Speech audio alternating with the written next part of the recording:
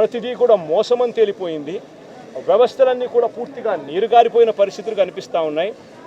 ఏ మనిషి కూడా సంతోషంగా లేని పరిస్థితుల్లో చంద్రబాబు ప్రభుత్వంలో కనిపిస్తూ ఉంటే ఈ మనుషుల తరపున, ఈ ప్రజల తరపున ఏ గొంతు వినపడకూడదు అని చెప్పి ఏకంగా ఈ పెద్ద మనిషి పిన్నెల్లి రామకృష్ణారెడ్డిని జైల్లో పడేసినాడు. ఈయన 4 సార్లు ఎమ్మెల్యే. దళిత మాజీ ఎంపీ నందిగాం సురేష్ను 190 రోజులు జైల్లో పెట్టినాడు. ఈయన దళిత మాజీ ఎంపీ. మాజీ మంత్రి జోగి రమేష్ కొడుకును రాజీవ్ అనేవాడిని ఆయనను జైల్లో పెట్టినాడు కేసులు పెట్టి. వల్లభనేని వంశీని ఒక కేసు అయిపోయిన తర్వాత మరో ఒక కేసు చిత్రహింసలు పెడుతూ జైల్లో పెట్టారు ఈ పెద్ద మనిషి. ఎంపీ మిథున్ రెడ్డిని కేవలం పెద్దిరెడ్డి రామచంద్రారెడ్డి చంద్రబాబు నాయుడును ఆయన కాలేజీ టైంలో ఈయన ఇద్దరు కాలేజీలలో స్టూడెంట్గా ఉన్నప్పుడు ఇద్దరు కలిసి చదువుకున్నారని, ఆ కలిసి చదువుకున్నప్పుడు పెద్దిరెడ్డి రామచంద్రారెడ్డి చంద్రబాబు నాయుడు చెప్పుతో కొట్టినాడు అని చెప్పి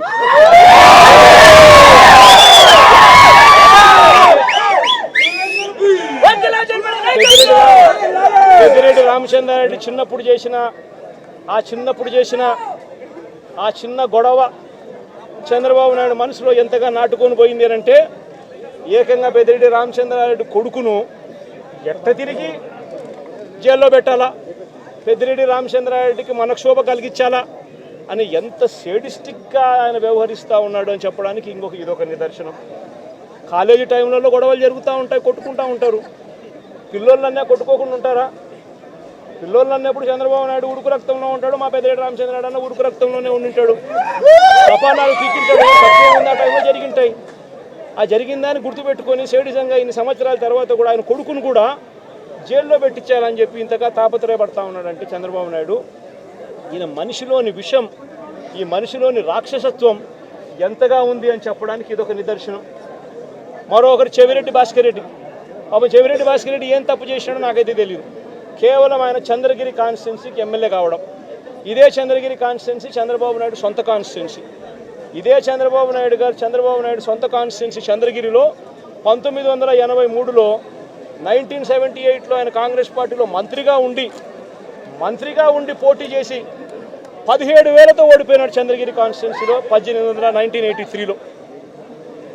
ఆ తర్వాత ఆయన ఓడిపోయి మళ్ళీ వాళ్ళ మామను కాళ్ళు పట్టుకొని గడ్డం పట్టుకొని మళ్ళీ 1989లో తెలుగుదేశం పార్టీలో చేరి అక్కడ రాజ్యమేలి కుప్పం అనే నియోజకవర్గాన్ని, బీసీలు అధికంగా ఉన్న కుప్పం అనే నియోజకవర్గంలోకి వెళ్ళి పోటీ చేస్తూ ఉన్నాడు. ఈ చంద్రగిరి నియోజకవర్గం ఆయన చేతుల్లో నుంచి వెళ్ళిపోయింది అని, ఈ చంద్రగిరి అనే నియోజకవర్గం ఆయన సొంత ఊరు ఉంది కాబట్టి అక్కడ ప్రజలు చంద్రబాబు నాయుడు ఓడించినారు అని బాధ తట్టుకోలేక భాస్కర్ను వేధించి జైల్లో పెట్టించే కార్యక్రమాలు చేస్తూ ఉన్నాడు. చివరికి భాస్కర్ ఒకడే కాదంట, భాస్కర్ కొడుకు మొన్న కంటెస్ట్ చేసినాడు. పాపం లండన్ నుంచి వచ్చినాడు పాపం ఆ పిల్లోడు కూడా మొన్న కంటెస్ట్ చేసిన ఆ పిల్లోని కూడా కేసులో పెట్టినాడు.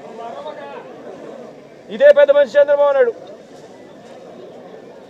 కొడాలి నానిని, పేర్ని నాని భార్యను కూడా చివరికి అని కూడా చూడకుండా ఆమెను కూడా కేసులో పెట్టాలని చిత్రహింసలే.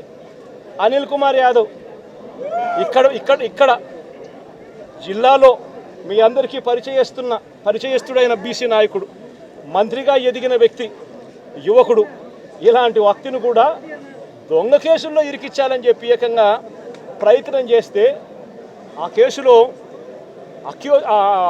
ఆ విట్నెస్ వెళ్ళి జడ్జి ముందర పోలీసులు నన్ను 3rd డిగ్రీ ఉపయోగించి నన్ను దొంగ స్టేట్మెంట్ తీసుకునే ప్రయత్నం చేశారు అని చెప్పి ఏకంగా మెజిస్ట్రేట్ ముందర చెప్పినాడు అనంటే ఎంతటి దారుణంగా వీళ్ళు పోలీసులను ఉపయోగిస్తున్నారని చెప్పడానికి ఇదొక నిదర్శన. జోగి రమేష్ మరో బీసీ నాయకుడు, సజ్జల రామకృష్ణారెడ్డి మా పార్టీలో మరో సీనియర్ నాయకుడు, ఆయన కొడుకును కూడా వదలడంలా, ఆయన కొడుకును కూడా భార్గవరెడ్డిని ఆ పిల్లని కూడా వేధించే కార్యక్రమే.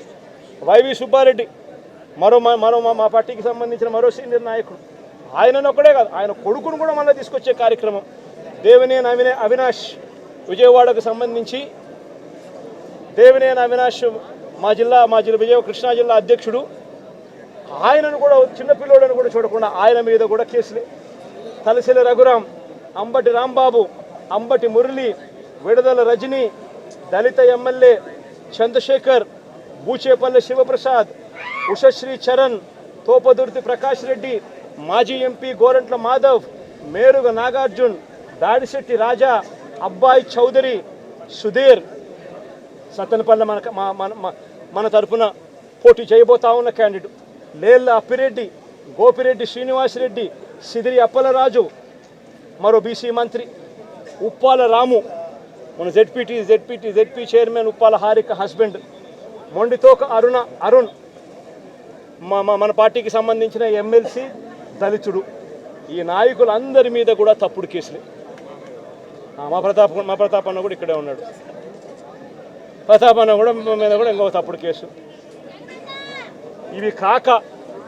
ఇవి కాక ఇతర నాయకుల మీద, ఇతర కార్యకర్తల మీద సోషల్ మీడియాలో చంద్రబాబు నాయుడు గారి ప్రభుత్వం చేస్తూ ఉన్న అన్యాయాలను ప్రశ్నిస్తూ ఉన్న వాళ్ళ మీద కొన్ని వేల సంఖ్యలో కేసులు పెడతా ఉన్నారు, హరాస్మెంట్ చేస్తూ ఉన్నారు.